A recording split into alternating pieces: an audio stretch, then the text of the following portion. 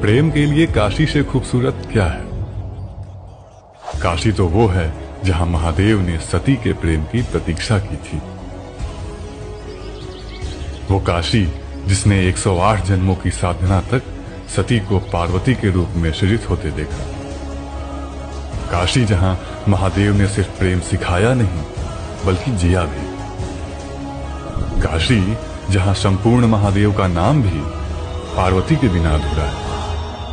तभी तो काशी में सिर्फ महादेव नहीं कहते, कहते हैं नमः पार्वती पते हर हर महादेव।